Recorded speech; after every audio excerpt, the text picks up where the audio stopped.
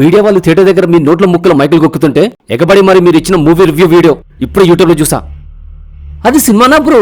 First half పండ పెట్టిండు, 3 గంటలు మైండ్ తప్పింది, 90mm రస్టకిన రాడ్ పెట్టిండు. రివ్యూ చెప్పే ఆ భాష ఏంటి, ఆ పద్ధతి ఏంటి? మళ్ళీ సేమ్ సినిమాకి నీ పక్కనోడు ఇంకో టైప్లో రివ్యూ ఇచ్చి పడేసిండు. సినిమా తోపు బ్రో, ఇక్కడ కోసుకోమంటే కోసుకొని చెప్తా బ్రో. కోసుకుంటాడా?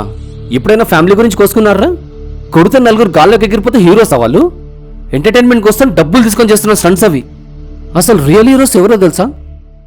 జస్ట్ తనొక్క బుక్కుతోనే లక్షల మందిలో చైతన్యం తేగల స్వామి వివేకానంద లాంటి గొప్పవాళ్ళు రియల్ హీరోస్ రా. పగలు రాత్రి కష్టపడి చెమటొడిచి పంటలు పండిస్తున్న మన రైతన్నలు నిజమైన హీరోస్ రా. భద్రత కోసం బార్డర్లో డే అండ్ నైట్ డ్యూటీ చేస్తూ దేశం కోసం ప్రాణాలు అర్పించే మన భారత ఆర్మీ రియల్ హీరోస్ రా.